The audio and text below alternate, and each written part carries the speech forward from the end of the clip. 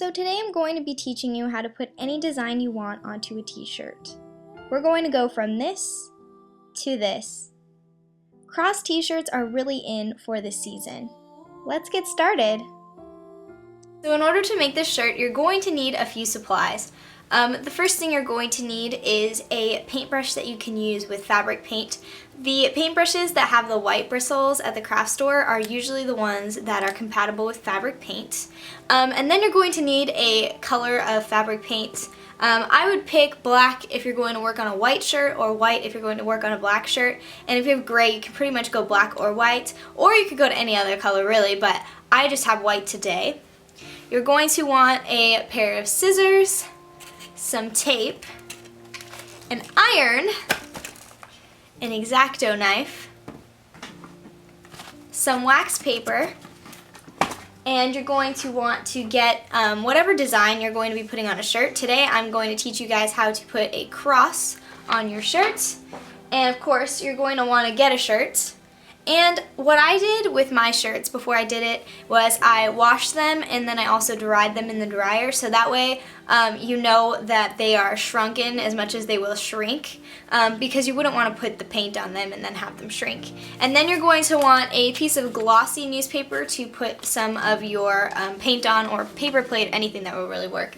And then you're going to want some newspaper. So the first thing you're going to do is take a piece of wax paper and tape it to the image. Be sure to line it up in the middle as much as possible, which will help you with putting the design in the very middle of the shirt later. Next, you're going to start carving the image out of the wax paper using your X-Acto knife. I have a piece of newspaper underneath my design while I'm cutting it, so that way I don't accidentally cut right through and onto my table.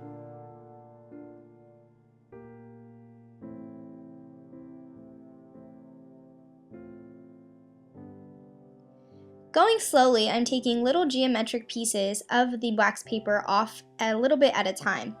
With more complicated designs, you're going to want to start at a small detail area and cut out geometric shapes.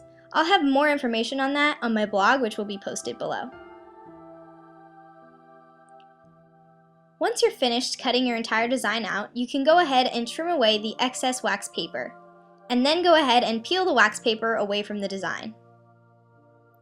Next, you're going to want to iron the shirt that you're going to be putting the design on, so that way it'll have a nice flat surface. Then go ahead and tape your design onto the shirt. Originally, I had stuffed some newspaper in between the front and the back of my shirt to make sure no paint would transfer from the front to the back. Unfortunately, this made it so that way the surface was not flat. So my advice to you would be, if you're using black paint on a white shirt, be sure to stick something in between there, so that way it doesn't transfer through. But if you're going to use white paint on a black shirt, it should be fine. When painting your design, make sure to push down on the wax paper in the area that you're painting. As you can see, I'm applying pressure to the wax paper, so that way it'll be flat against the t-shirt. Also, when you're painting, be sure to paint from the outside in your strokes. If you do it the other way, this will cause some sort of bleeding on the other side of the design, which is kind of cool in a way and vintagey. As you can see at the end, I did add that to the very bottom of my cross. But if you want the lines to be crisp and firm, be sure to just paint from the outside in.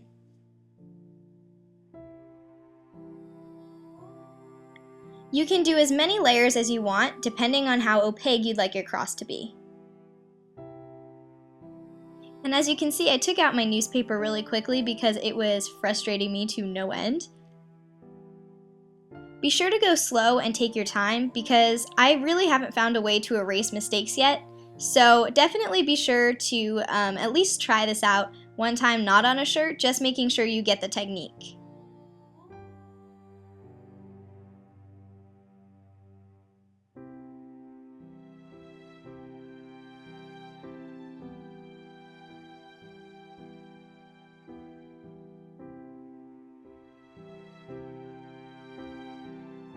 Now I'm adding more paint because I want my cross to be a little bit more opaque. Once I've added as many layers as I'd like, I'm going to go ahead and peel away the wax paper from the design. I definitely recommend you let it dry a little bit before you do this, but you don't even need to let it dry all that much. Maybe about 10 or 15 minutes. And once you're finished, your shirt should look something like this. The shirt goes really well with the cross trend that is in right now, and it's very inexpensive and a lot of fun to make on your own. Plus, you'll have a piece of clothing that no one else will have. I hope you guys found this tutorial interesting, and like I said before, you can put any design that you really want on the shirt. I will link below the cross design and the cameo design that I used on my 2 shirts, and I hope you guys have a really great time if you try out this tutorial. So I hope you guys have a really great day, and I'll talk to you next time. Bye guys! To find more information on how I made my cameo shirt, be sure to check out my blog at riannstar.blogspot.com.